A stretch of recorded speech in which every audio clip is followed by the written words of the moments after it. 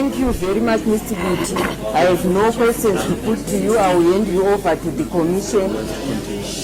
I will hand you over to the Commission should they have any questions in clarification. Honorable Chair and members of the Commission, your witness. Thank you very much.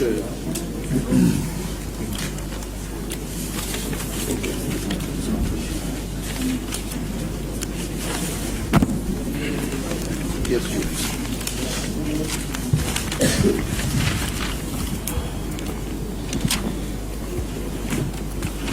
Mr. TENDAI, BITI, let me first thank you for that lesson in history. If you were not a lawyer, I think you could be a very good history professor.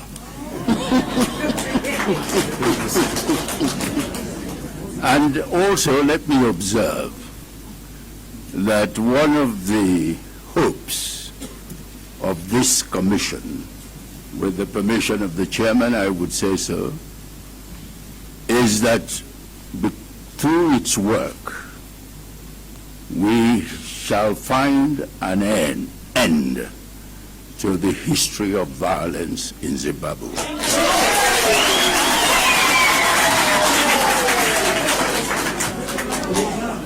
And so, I have only one question for you. Would it be correct to say that in the same vein as you said that in 2002, the military made a statement before the elections that they would not accept or support any result that did not favor the revolutionary movement?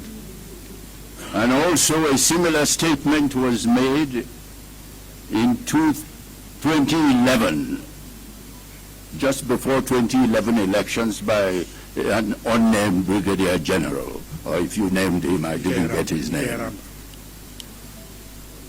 Would it then be correct to say that in keeping with that tradition, MDC spokesmen before the elections of July 30 this year also said that they would not accept any result unless their leader won the elections?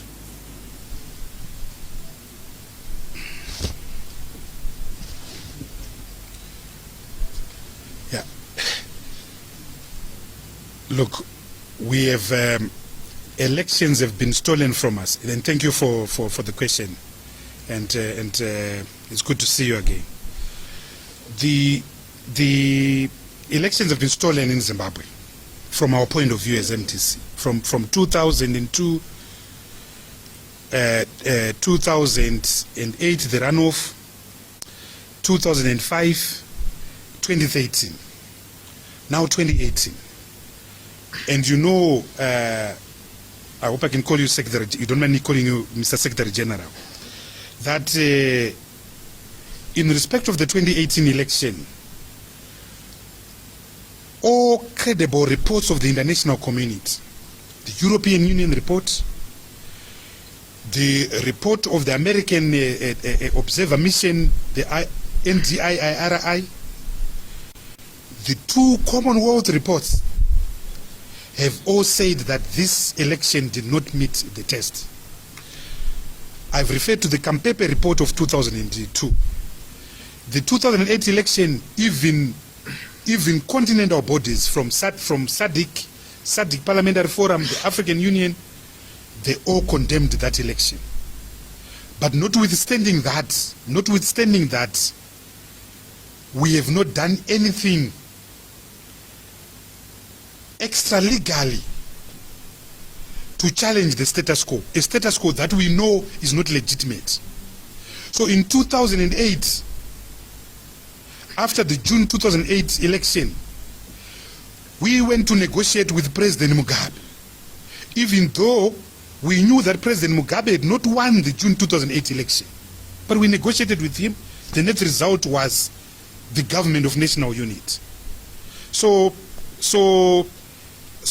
the MDC is a constitutional, law-abiding, law-respecting political party. And anyone who wants to sit into anyone that we set our people to lawlessness after the 30th of July election, that's not correct.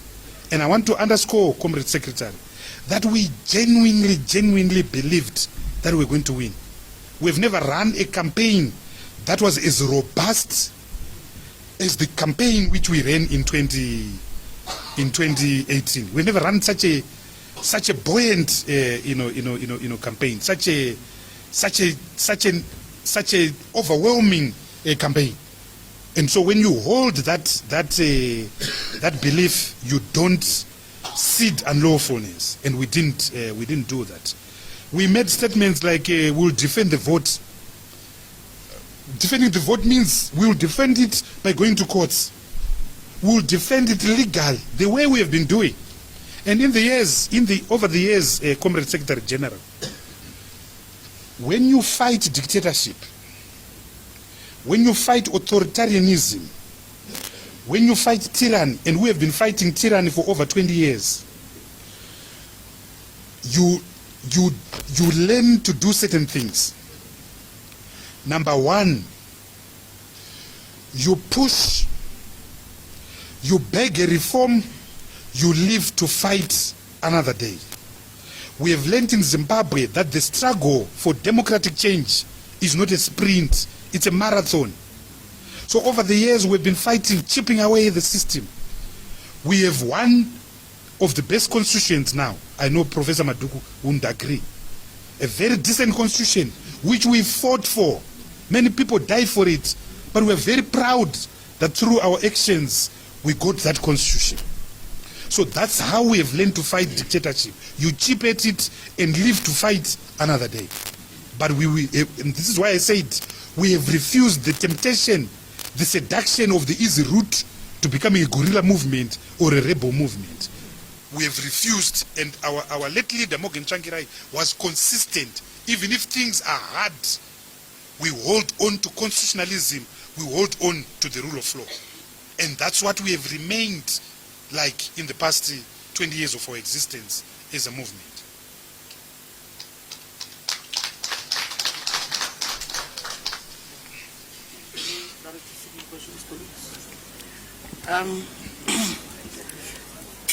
Mr. BITI, you indicated that the rioters would not have been MDC people. Maybe this might help you to clarify. These people who gave their evidence here said they were chanting slogans, "We want to defend our vote." They were also putting on MDC regalia.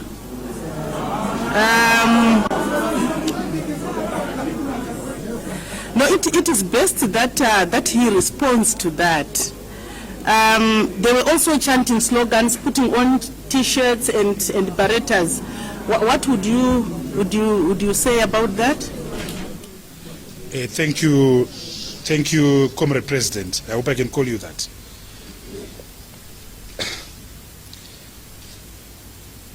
We did not,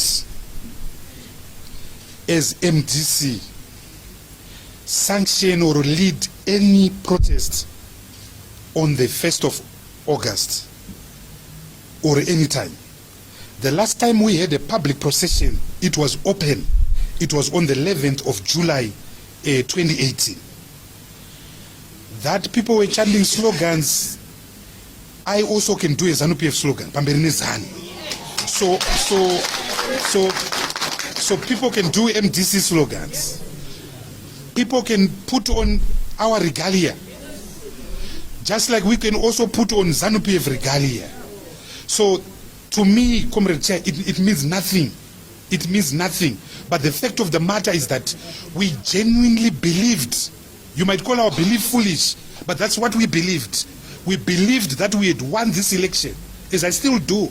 And there was no way that we were going to stop our coronation, as it were. And if we are to do anything consistent with everything we have done over the years, we'll follow the route of the law. We notify the police.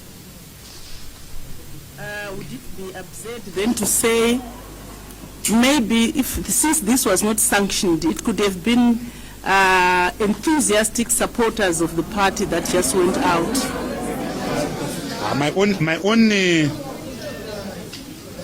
Since we are now venturing into speculation, my own belief right now is that I think that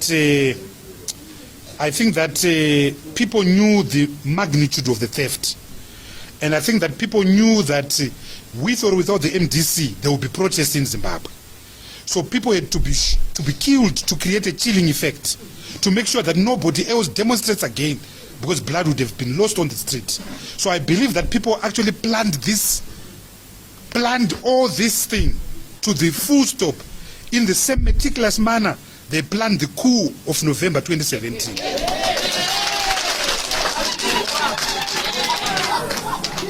have no further questions. Okay.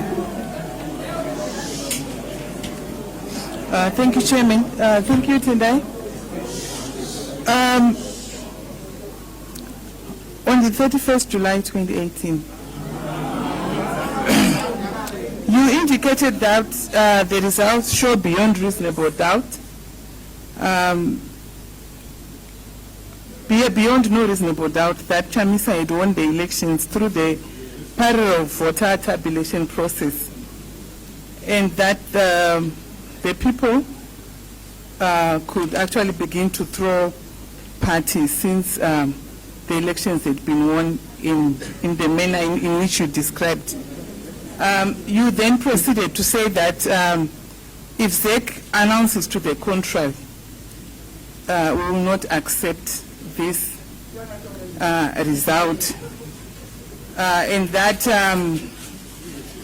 what would follow if that was the result, you would we will have demonstrations and do petitions. My question is that then what happened, that the demonstrations followed? Firstly, Commissioner, that is not what I said on the 31st of. And there's a video. There's a video on YouTube. What I said on the 31st was that. And if you watch the whole thing, the import of my press address was to force and compel ZEC to timelessly announce the results. In the background of 2008, where they'd taken 6 weeks before they'd announced the results. So I say, we want ZEC to announce the results. But from evidence that we have collected, Nelson Chamisa is one.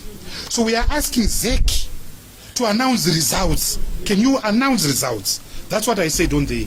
I did not make any reference to demonstrations. I did not make any reference to parties and so forth. I did not. I did not do that. Thank you very much. No further questions, Chairman.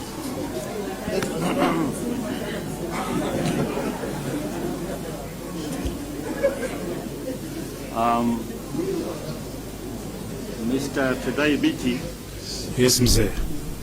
as the Mzee from Tanzania. Yes, Mzee. Mzee, by the way, is a Swahili word referring to an old man, but it is usually said in a respectful context.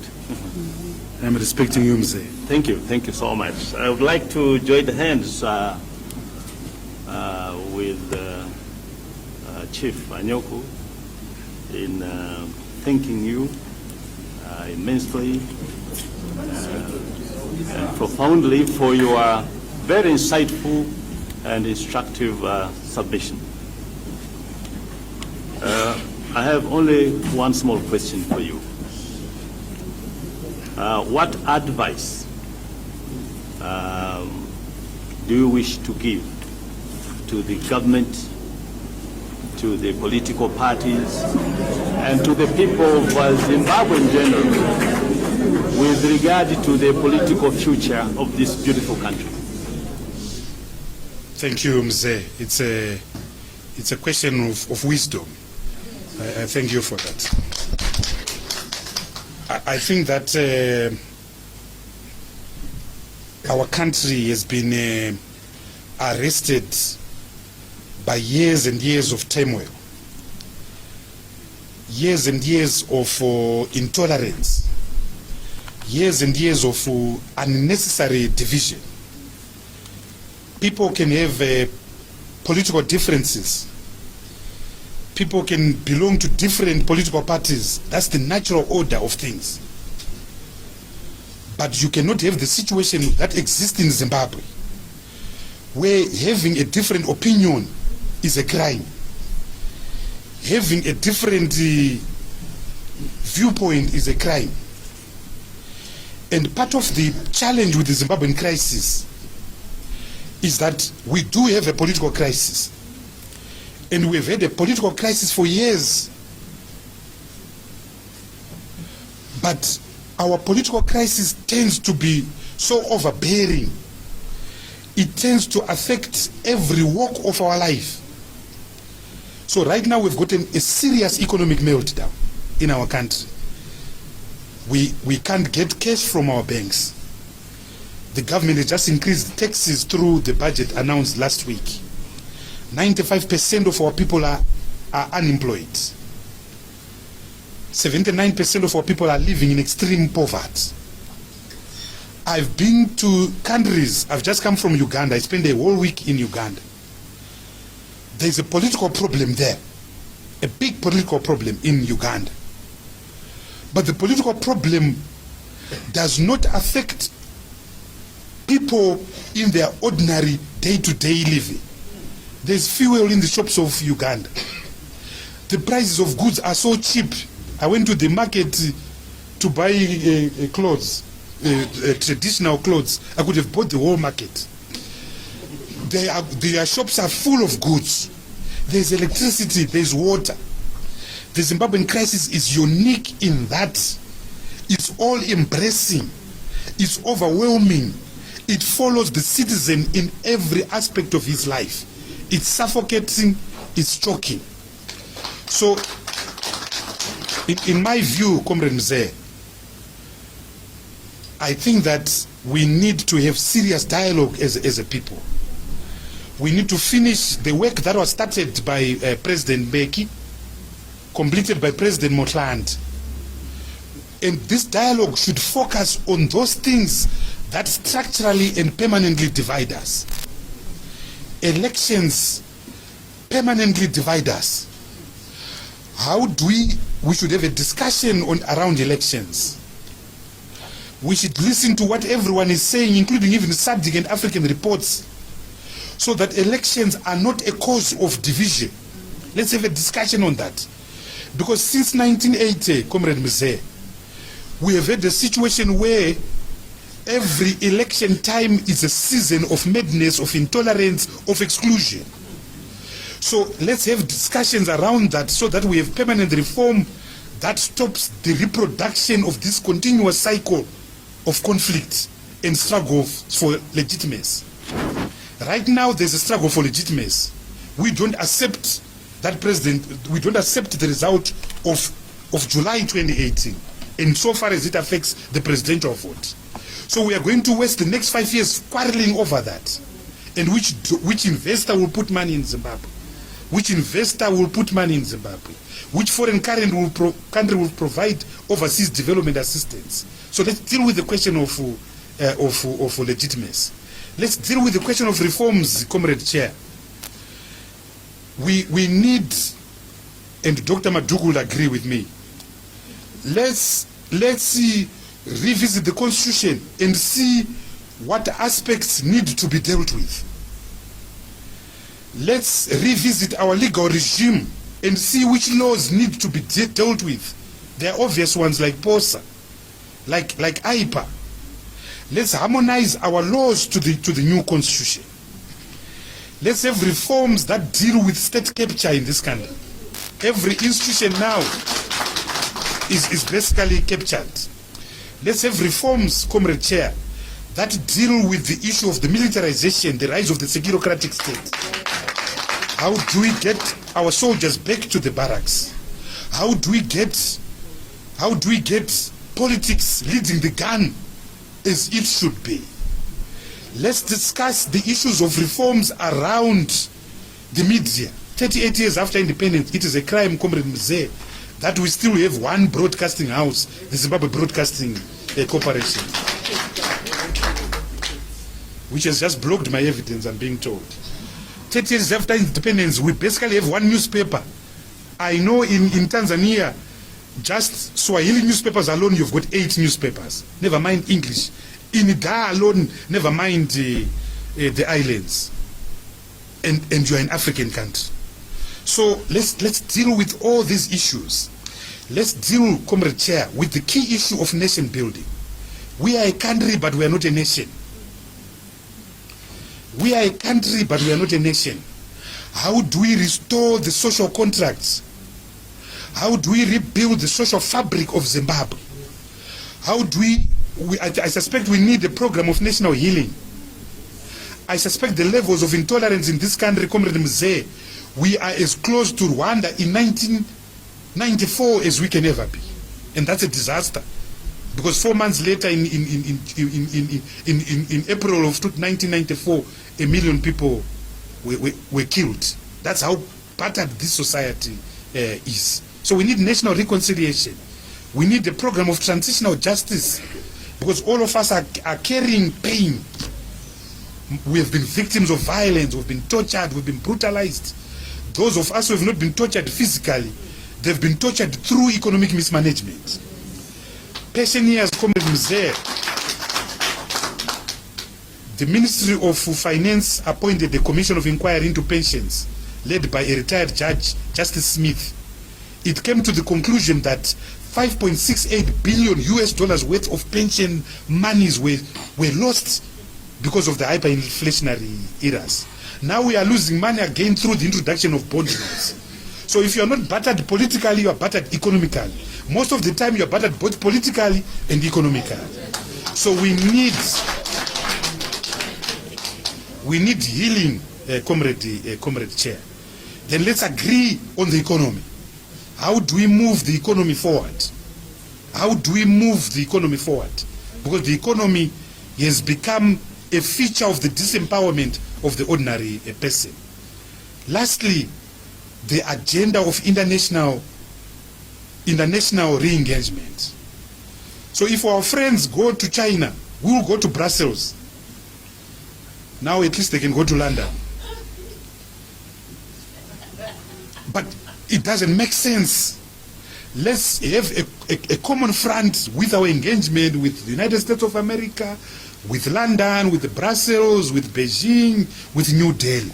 We don't have that common front. So I would say 5 key issues. Let's have a discussion on legitimacy, on elections. Let's have discussions on the reform agenda. Let's have a discussion on nation building, national healing, restoration of the social contract. Let's have a discussion on the economy. Let's have a discussion on reintegration. How do we end Zimbabwe's isolation? Once we agree on this, we then discuss on the implementation mechanism. How do we implement the agreement reached on that? Without this, without soberness and maturity, you will find us 4 years from now exactly in this current boat of economic malaise, divisions, hatred, intolerance. Meanwhile, our country is being weighed down. As I said, I was in Uganda. You can't recognize Kampala. The development, the cranes you are seeing on those hills. The last time we had a crane in Zimbabwe was probably 1968. And that's not good enough, Comrade Chair. So we are lagging behind every other country in the region. You come from the East African. Look at what is happening in your country. What is happening in Kenya? What is happening in Rwanda? I flew using Rwanda Airlines. It used to have 2 airlines. Now it is Airbus A380, Boeing 777, and we've got old aircrafts that were bought in 1976. It's not good enough, Comrade Chair. So we need dialogue to move the country forward. Thank you very much.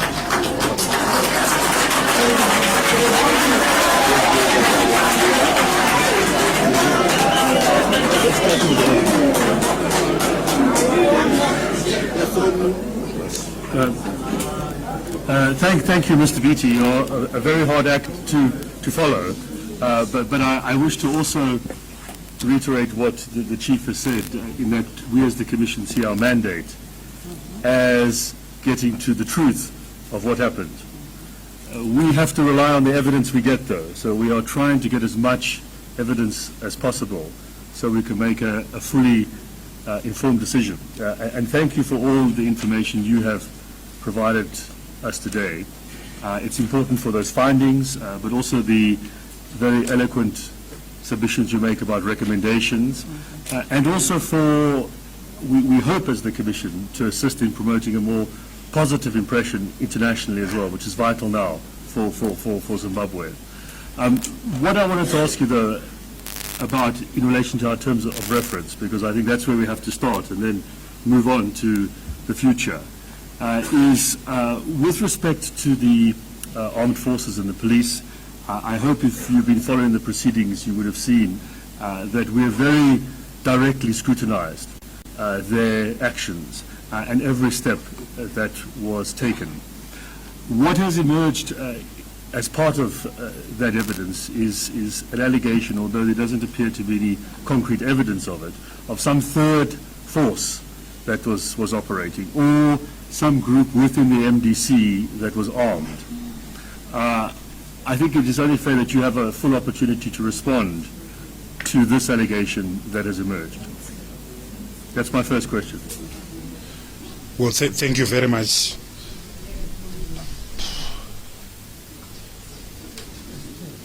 I think that firstly, there's no third force in the MDC.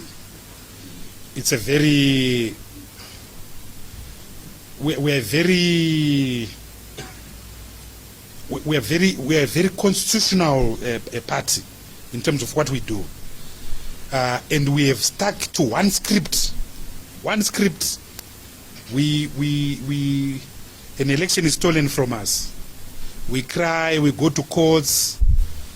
Come the next election, we campaign, and when we campaign, we actually genuinely believe we are going to win, and then it goes on and on and on and on like that. So I don't think that there is anyone sophisticated to have a third plan, third way, force in the MDC. But I know the state has got capacity, and I have absolute doubt that this was planned.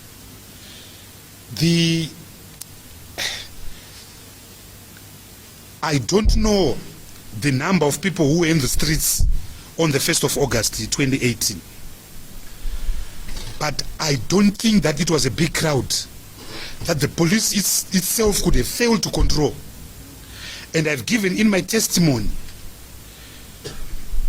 the many times that we have demonstrated with thousands and thousands of people. The last being on the 11th of July 2018. And as I said in my testimony, if you were on the top of any building, the tallest building in Harare is the Reserve Bank building, you would have seen a river of people putting on red, marching from Africa Unity Square to the ZEC offices in Kopi, coming through Samora Machel, back to Africa Unity Square. The police controlled them. So the person who gave the order to deploy needs to be interrogated, because personally I don't buy for one moment any contention that the police could not control whatever was happening. I don't accept that at all, because in the past they've dealt with real situations. So if there is a third force, it's within the state. It's within the army, because we know as a matter of fact that the army itself is not homogeneous. There are agendas, there are various agendas. And as I said before, the behavior of the army on the 1st of August 2018 is not the behavior of people who believe they've won elections. And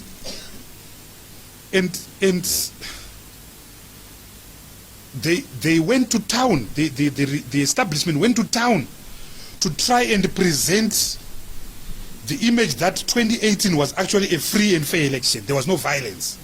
There was no violence. But 1st of August shattered that. Shattered that.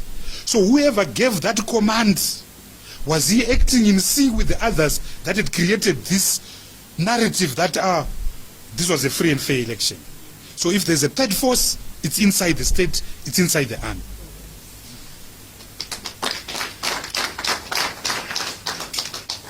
We've noticed this evidence, if I may follow up, from a number of MDC supporters, that the protest actions that we saw that became violent were caused by not any MDC members, but by the state itself.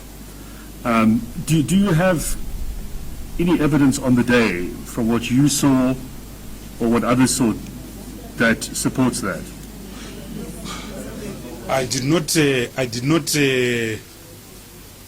I wasn't witness to anything that took place on the 1st of August. As I said, I was actually in my law firm, putting on a suit. But what I can testify from years and years of being a lawyer, being a human rights defender, from years and years of being an activist in this country, is that the Zimbabwean military, the Zimbabwean police, they are so strong, they are so effective,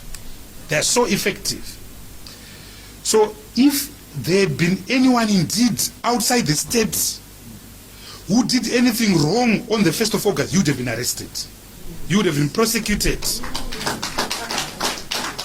We don't have a problem of law enforcement in this country. We have a problem of selective application and execution of law enforcement. And that's why when our police or army, if they go on peacekeeping missions, they always do well, but they're well trained. So the problem is not ability, it's just the politicization and the capture of these institutions. You said that you rightly condemned the violence on the day. Of course. In a tweet. What exactly did you know and condemn? Or perhaps we could obtain a copy of the tweet. I don't have it. Well, after I'd learned that the army had shot people, I condemned that. I condemned that. Yes, and did you say anything about the protesters? Well, we don't have paternity over the protesters. Our own protests are notified, and we lead from the front. If you look at the images of the 11th of July, you will see Advocate Chamisa, myself, and other leaders of our movement right at the front. If you look at images of the 5th of June, you will see Advocate Chamisa, myself, Comrade Morgan Komichi, and others leading from the front. If you look at the pictures of 26 August, you will see Morgan Changirai and other leaders of Zinera leading from the front. If you go back as way back to 11 March 2007, you see Morgan Changirai, Love Moma Duku, Atham Tambara, and other leaders leading from the front. So we don't lead from the behind.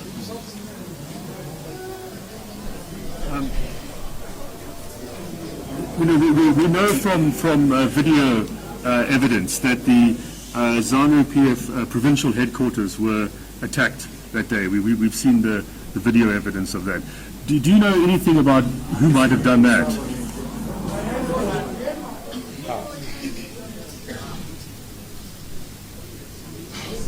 You know, I have a problem just with that. That the violence is located in centers that they actually control. I actually have a problem with that. Because you see, these days everyone is a journalist. Most people carry smartphones. So it's very difficult that someone can go and burn a building in a car and you actually don't capture him or her on video, and you capture that post facto. Which is why I strongly believe that This whole thing is a stitch up to attack democratic forces, to emasculate democratic forces. Can I ask then just about the recommendations that you discussed? Do you have any recommendations that you could provide to us to assist us with how election results could be announced so as to avoid the problems that you have highlighted?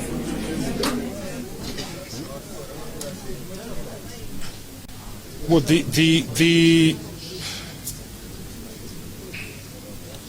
I think that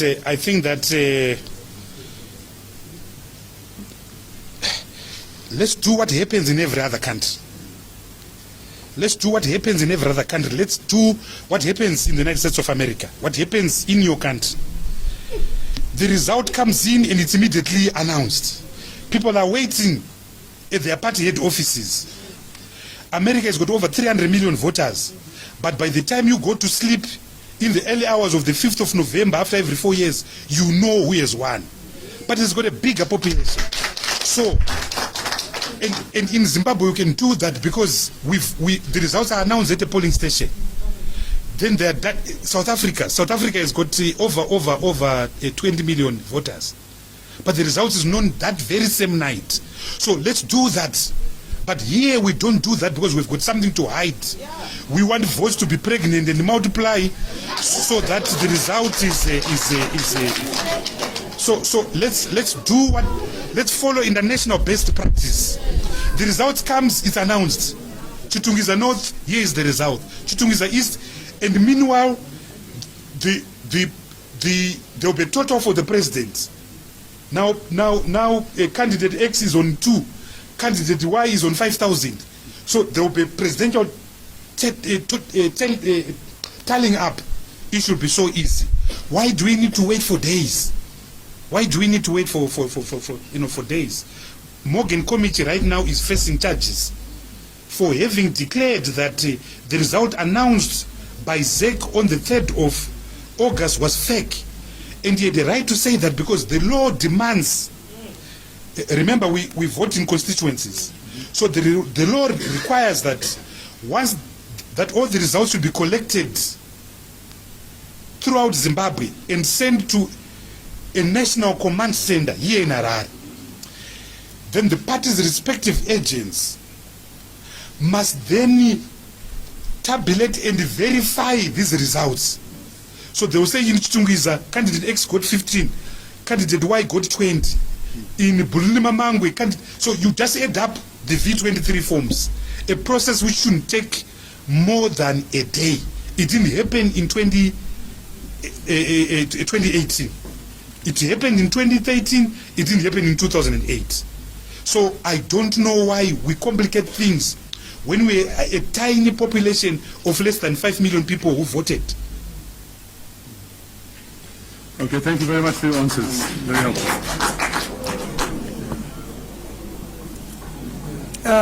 Thank you. Just one follow-up question. I noticed that you have referred to yourself as a human rights lawyer. Yes. Do you believe that any of the speeches that you made before the 1st of August would be classified as contributing to what could be called hate speech, which could have incited some people? No, absolutely not, madam. Absolutely not. If we this election, more than anyone else, more than any other election else, we were so issue-based. If you look at our blueprint, our SMART document, we try to raise issues in that document about moving our country forward. And our attitude in this campaign was that let's not be a typical opposition, because the role of a typical opposition is just to denigrate anything done by the government. So our approach was that let's show that we are a credible, viable, legitimate alternative with better ideas and a better platform. And I would like to believe, Comrade Commissioner, that if you compare pound for pound, our manifesto, the SMART manifesto, and the ZANU-PF manifesto, we win hands down. Which is why if you look at the new government economic program, the transitional stabilization program, they plagiarized our document and not the ZANU-PF document. Because we raised critical issues about moving our country, forward. So I think that under no stretch of imagination can anyone take what we said and did during this campaign as inciting anything. We did not do anything beyond the election banda. So during election we will say, yes, you are a thief. That's allowed, that's normal. They called us everything and anything. The only thing that they didn't call us was, they didn't accuse us of incest with our sisters. But everything else they called us. But that's politics. We accept that. They call us puppets of the British, ironically. But we can live with that. Because that's politics. It's allowed in terms of Section 67 of the Constitution.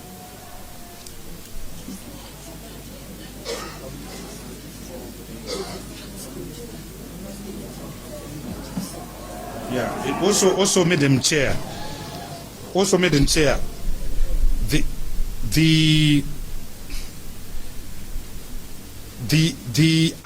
statements you attribute to me are not correct.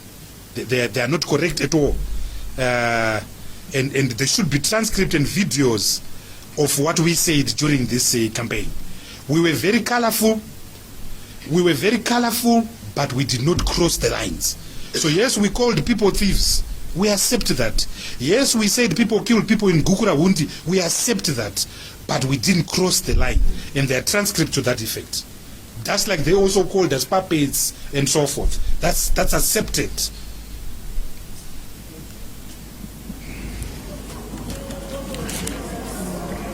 Thank you very much, Advocate BITI, for your lucid and eloquent rendition of the history of Zimbabwe. And this commission, where on behalf of my fellow commissioners, I can reassure you that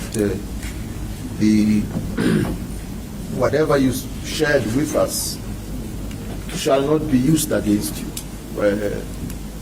in a punitive manner anyway. And we want to thank you for suggesting